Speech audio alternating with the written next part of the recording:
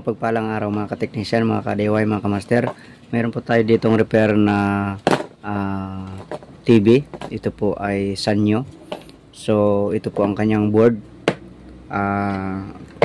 Iniwan ko yung picture tube niya doon sa bahay ng may-ari. So ito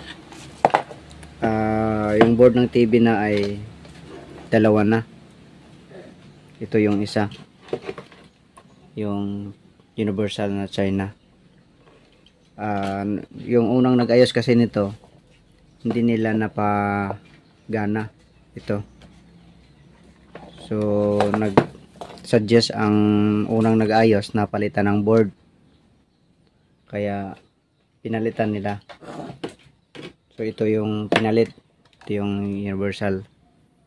So siguro nasa ano na rin to, mga gate may umabot na rin ng 3 years itong board na to na pinalit. So medyo kalawangin na siya yung iba. Tapos ang problema nito ay pag malamig nag-o-on off. Yan ang problema nito. Tapos matagal siya bago mag steady ang oscillation. So abnormal talaga pag lumamig. Halimbawa ay pinatay pag kagamit, pagkatapos gamitin sa gabi, pag bukas ng umaga nagapatay, on off na siya. So nagalagtik-lagtik lang yung itong playback pag pinakinggan. So nagsuggest yung yung may-ari na itong original niyang board ay baka pwede pa daw maayos. So nung pinalitan kasi ng board ito nung unang nag-ayos, so kinuha ng may-ari yung board na orig, tapos tinago. Kaya ito pa na ibigay pa sa atin para ipa-check kung pwede pang maayos. So i-share ko ito sa inyo dahil para rin kasi sa akin medyo din ito, bago rin itong trouble. So na-check ko na nito ang halos yung unang nag-ayos nito, yung lahat ng diode na check na nila. Tapos yung mga suspect dito sa power supply at saka dito malapit sa playback at saka sa feedback ay na-check na rin nila. Kaya sinubukan ko rin na ayusin. So ito ang orig niyang playback. Ayan, JFO 501 32611. Ayan. So ito yung trouble niya, ipakita ko sa inyo.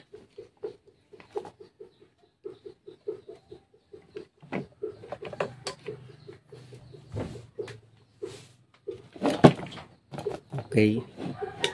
So pagmasdan natin yung kanyang ilaw dito, kasi ang normal na operation nito ay pagsaksak, tapos pag switch dito magkaroon ng power, tapos pag mag-oscillate siya, yung ilaw niya dito na indicator ay hihina lang siya.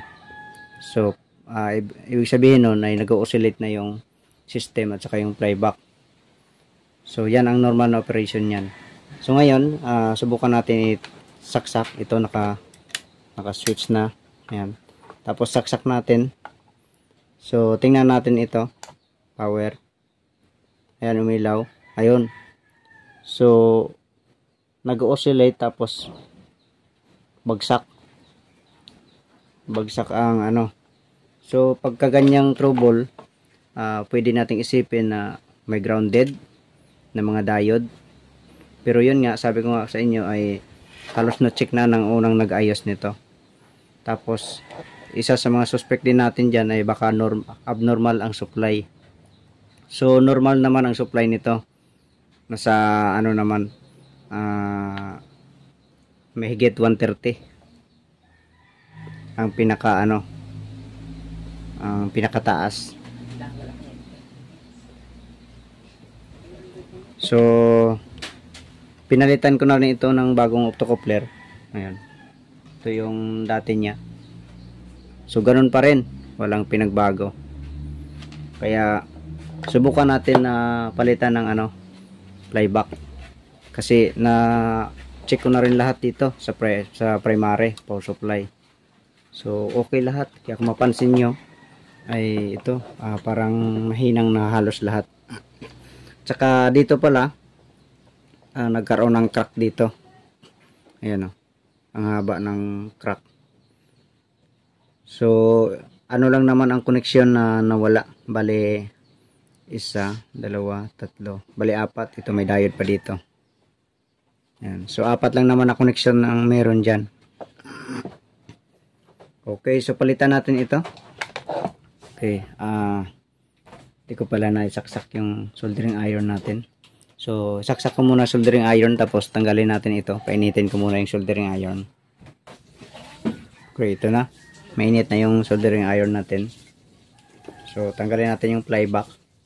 Meron tayo ditong 2 piraso na pwede nating pang testing. Ito po ay mga second hand, pero puro ito, Sanyo. So kagaya nito, ang number nito ay JFO 501-32601. So ito naman ay medyo old model pa to, wala na nga lang number. So testing natin itong dalawa na to. So ito medyo luma na talaga to, kaya ito ang wire niya ay medyo pangit na. So ito una nating i-testing, baka gumana pa ito. So ito naman na board na pinalit ay sinubukan ko ring i-repair, pero wala akong nakitang sira dito sa mga piyesa na mga So, ang suspect ko rin ito ay flyback din. Pero dahil nga sabi ng may-ari ay ito munang unahin kung maayos pa, para orig na lang ang ikabit doon. Okay, sige, tanggalin natin ito. Kaya ito ang ayusin natin ngayon.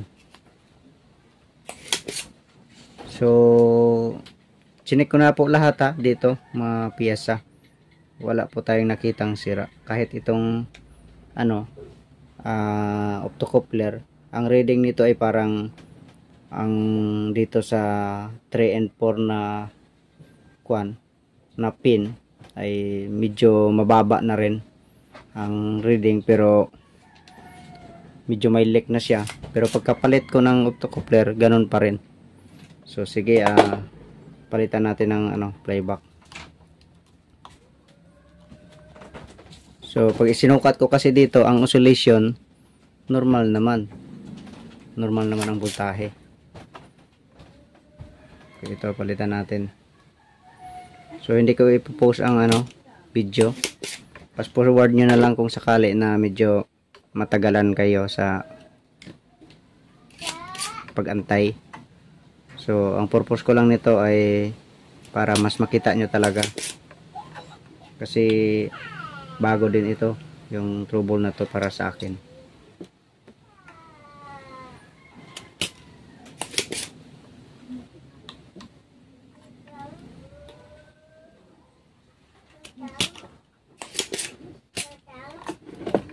Okay,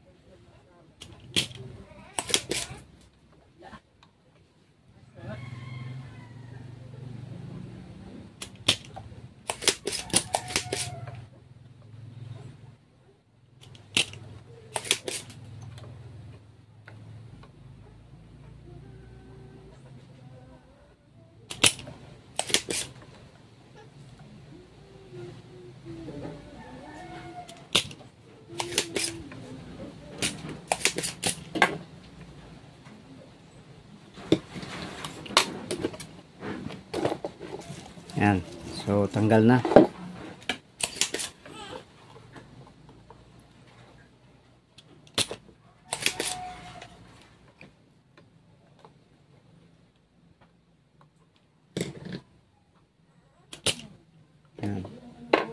So ito yung ano natin, unang itesting itong 32601. Yan. Okay, salpak natin.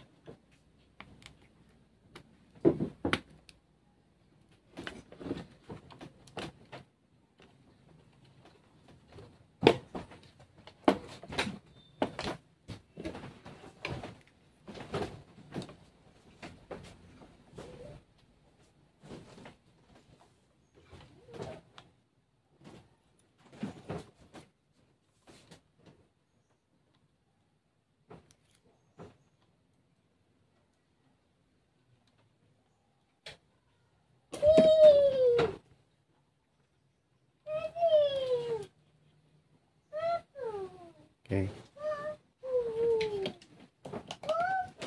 Ano na. Itong isa, wala namang connection yan. At saka ito. Kaya hindi na natin hininang. Ayan. So,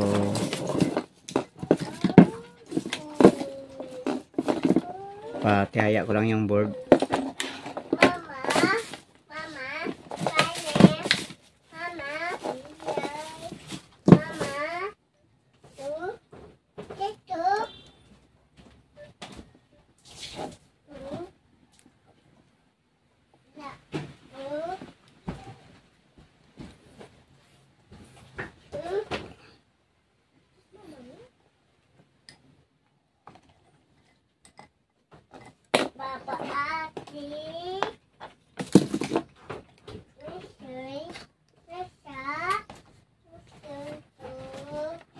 So ito, tingnan na natin itong ano, power niya. Okay, sige. Saksak natin. Ayan. Ayun. Nag-on naman siya. Kaya lang patay ang ano, power, bagsak ang voltahe. Sige, i-monitor natin ang ano, tester. I-post ko lang video. Okay, ito. I-monitor natin ng tester. So, tingnan nyo lang ito. Tapos, ito. Dito na ako mag-abang. Ito yung ground. Dito tayo nag-ground. Tapos, dito tayo nag-abang sa collector ng horizontal output transistor. Ayan. So, saksak natin. Ayan. Ayun. So, bagsak ang voltahe. Ayan. So, kung mapansin natin, nagsirit ang playback. Tapos, dahil nagsirit, dahil nag-oscillate, tapos bumagsak ang voltahe. So, nawala ang power dito. So, pag mga ganyan din, ang suspectin natin dyan ay optocoupler. O di kaya ang voltahe dito ay ang abnormal dito sa power supply. O di kaya dito sa ano, sa secondary, sa feedback. So, sabi ko nga, naayos ko na lahat yan. Talagang, ano, nasuyod ko na yan. Inikot ko na lahat ng piyesa, halos lahat ng piyesa. So, okay naman. So, ngayon, testing natin ang itong, ano, pinakaluma na playback natin. Ito, sanyo din ito. So, tandaan natin, yung dito sa kanyang oreg, ito may ano siya, may cut pa, tapos ito yung number niya. Yan. So kanina ay pumipitik-pitik lang, nag-on tapos balik-balik lang. Yan. So ngayon naman itong playback na pinalit natin, nag-on siya, nag-oscillate ng playback, gasirit na, pero biglang patay ang voltahe, bagsak. Yan. So ito ipalit natin sunod. Palit natin para malaman natin kung ano ang resulta. Okay. So, tanggalin ulit natin ang ano,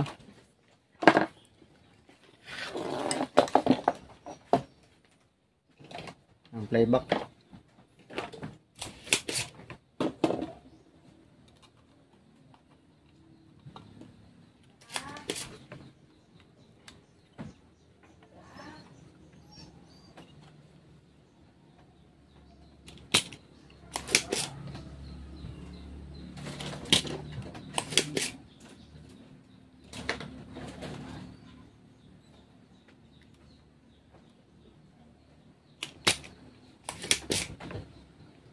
So yung ito na to na nag-oscillate, parang ano parang kaduda-duda na hindi sira itong playback sa pagkaganong issue. Isipin mo na nag-oscillate tapos nagsirit yung playback. So, ibig sabihin ay talagang siya, okay siya yung playback. So ngayon subukan natin palitan uli. Kaya dati hirap talaga pag ganyan, hirap ayusin pag nakikita mo na nag-oscillate ang playback.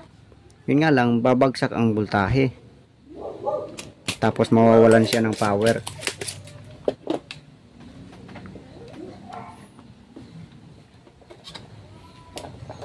Yan, tanggal na siya. So ang ipalit natin ay itong luma, pinakaluma talaga.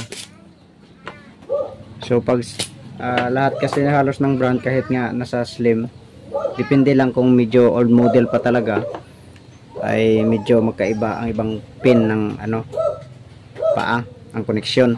Pero pag mga ganitong hindi naman masyadong old model, hanggang slim flat, ay parehas ang kanyang mga pin yan. So ito ipalit natin.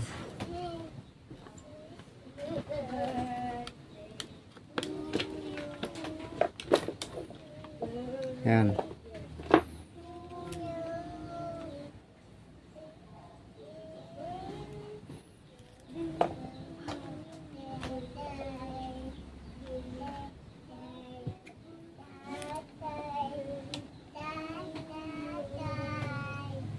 So ito, pang testing lang natin ito kung saan talaga ang problema, kung ano talaga ang sira nito. So itong luma na playback, pwede naman natin itong palitan ng bago, kasi kaya lang wala tayong bago ngayon. So pagdating ko dun sa customer, pwede kong tanungin ang customer kung gusto niya talagang bumili ng bago. Pero kung ito lang gusto niya na luma, so wala problema, ayusin lang natin itong mga wire niya.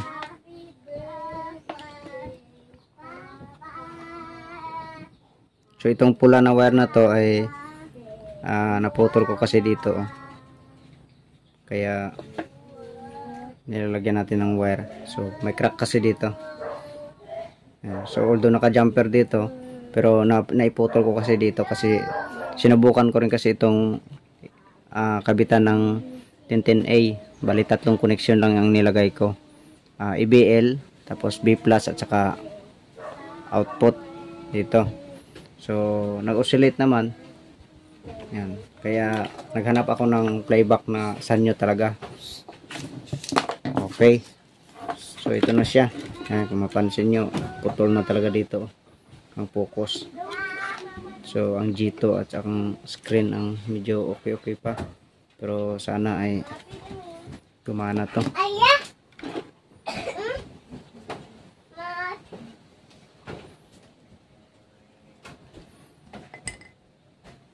Okay, so yan, testing na natin.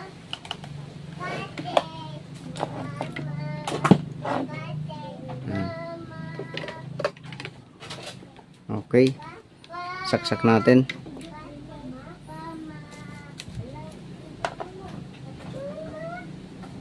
Tago yung power. Ayan. Ito, tingnan natin yung power.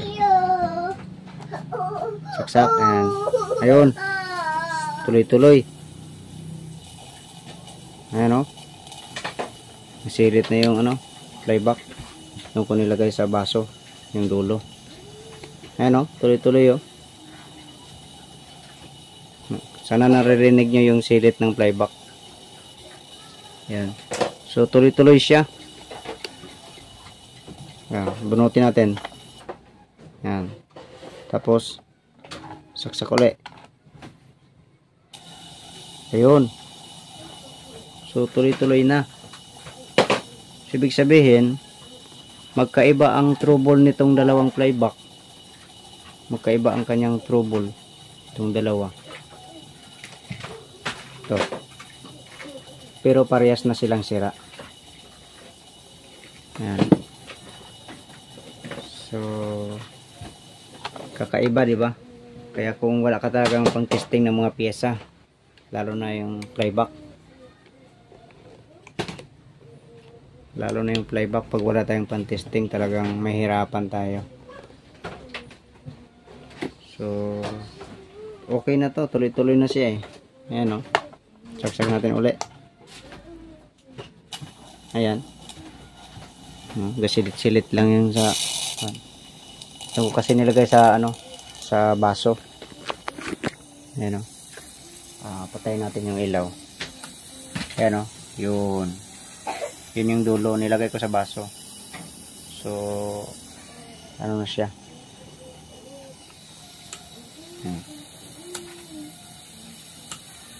Yan. So okay na to, tuloy-tuloy na siya eh. Yan. Okay, sige. Kung bago ka lang sa ating channel ay huwag kalimutan mong subscribe and i-share din po natin sa iba and like po natin, at nawa po ay may natutunan tayo sa video ito. Okay, sige, God bless po sa inyong lahat.